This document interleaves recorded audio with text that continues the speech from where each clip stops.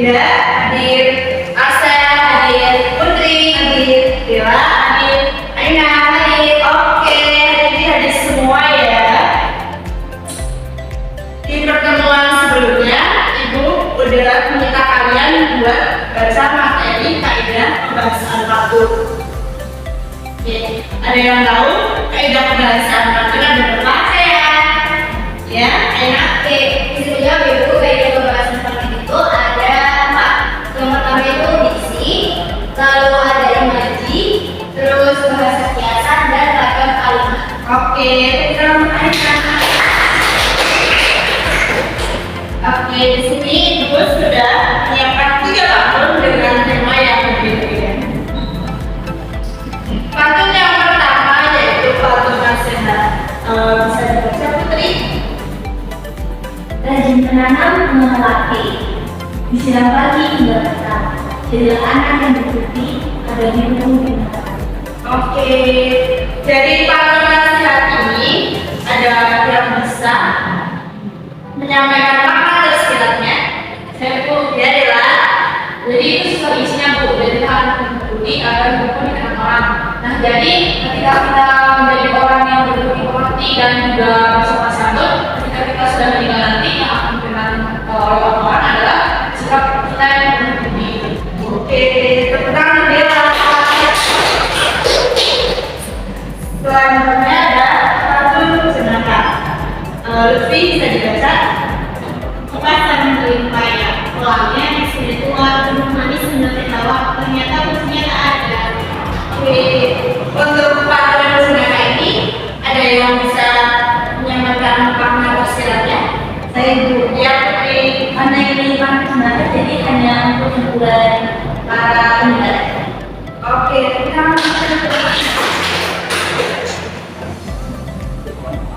yang selanjutnya yaitu pantun perkenalan. Asel bisa dibaca. Pagi hari ini jauh lahir rasanya kuat, nama saya Rahman Baru. Selamat datang. Oke, contoh pantun perkenalan ini ada yang bisa menyampaikan makna tersiratnya? Ya, silakan. Jadi karena pantun itu contoh pantun perkenalan, jadi misalnya dia mau saya jadi karena itu contoh pantun perkenalan, jadi maknanya kakak mau ngajak temennya buat kenalan dan berkenalan. Oke, tentang selanjutnya itu ada 2 pertanyaan. Yang pertama, apa yang menyebabkan pantun terasa enak didengar? Iya, enak. Untuk pantun itu biasanya pola ini itu AB atau AA, BB. Nanti itu jadi yang didengar. Lalu struktur kalimatnya juga sederhana, jadi mudah dipahami. Oke, tentang pertanyaan yang kedua, bagaimana struktur dan pilihan katanya mempengaruhi makna? Ada yang bisa jawab? Saya tidak. Struktur membuat pantun terasa harmonis dan pilihan kata memperkuat makna atau struktur. Oke, jawabannya betul. Oke, yang selanjutnya kita membentuk kelompok dan ada diskusi bersama. Kita mulai masih ya 1 dulu aja. 1, 2, 1, 2, 1, 2, 2.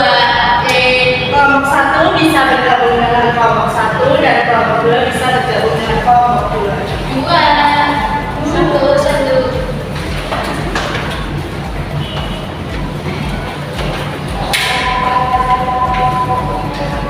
Oke, di sini Ibu kasih ada 2 pantun dan kalian mengerjakan sesuai dengan kita yang di belakang ini. Oke, Ibu. Oke, selamat berdiskusi ya, anak. Oke, Ibu.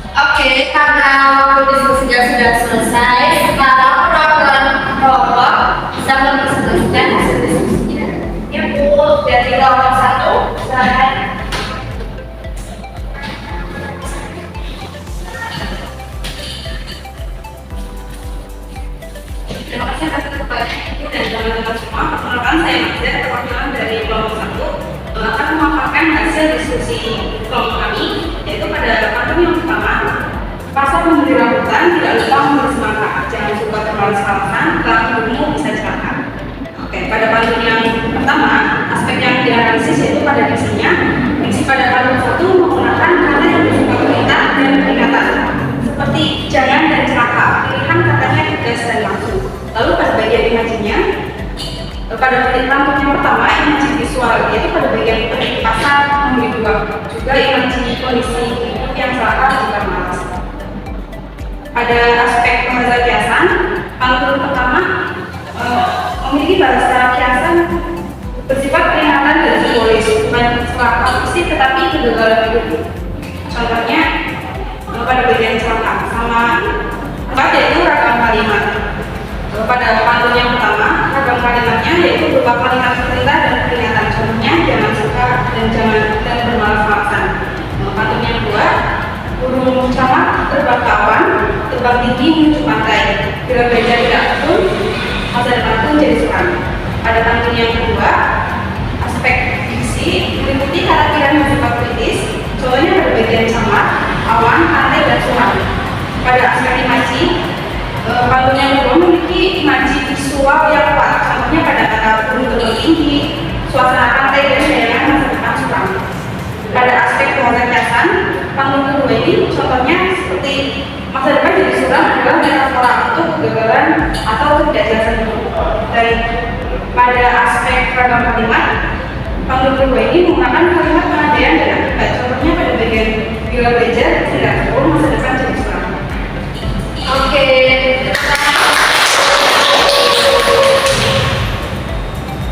Silakan duduk. Selanjutnya kelompok 2. Silakan. Baik, terima kasih Ibu dan teman-teman atas kesempatannya. Saya di sini akan memaparkan hasil dari diskusi kelompok kami, kelompok 2. Pantun pertama, ke pasar memberi rambutan dan lupa memberi semangka, jangan suka bermalas-malasan, kelak hidupmu bisa celaka. Analisisnya dimulai dari diksi, kata-katanya lugas dan menggunakan kata-kata sehari-hari sebelum kami, contohnya seperti pasar, rambutan, semangka, alas, celaka. Kemudian analisis kedua dan imaji menimbulkan bayangan kegiatan nyata seperti berbelanja di pasar, membeli buah, imaji kehidupan sehari-hari yang mudah dibayangkan. Bahasa biasanya juga hidup yang sulit atau masalah karena malas. Atau kalimat menggunakan kalimat larangan dan prediksi negatif. Kalimatnya bersifat persuasif, mengajak pembaca untuk tidak bermalas-malasan dan mendengarkan. Kemudian ada pantun yang kedua, burung camak terbang ke awan, terbang tinggi menuju pantai. Bila belajar tidak tekun, masa depan pun jadi suram. Nah, ini analisisnya yang pertama dari isi menggunakan kata-kata berbahasa alam dan emosional seperti terbang, awan, suram. Isinya kritis dan sugestif. Imaji membangkitkan gambaran burung yang bebas, dialami dari suasana pantai serta bayangan masa depan yang jelas atau gelap. Bahkan kiasan masa depan suram merupakan metafora untuk hidup yang sukses akibat kurang belajar.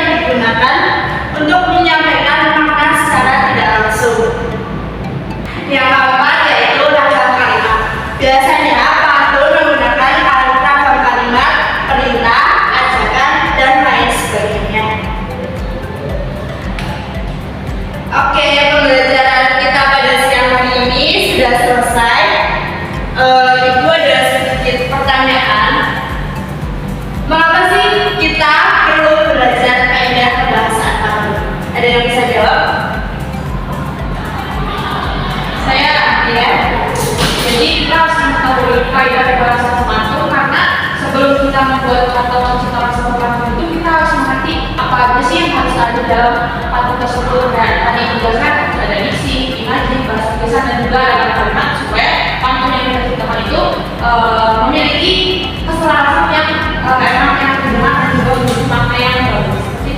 Oke, kita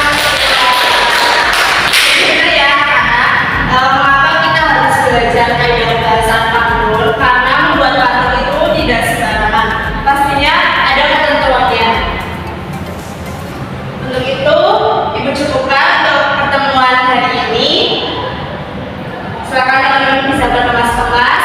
Dan sebelum kita pulang, kita berdoa terlebih dahulu. Salah satu bisa pimpin doa. Saya. ya. Untuk mengakhiri pembelajaran kita pada siang hari ini, baiknya kita berdoa terlebih dahulu. Doa yang baik. Terus saya. Oke, hati-hati di jalan.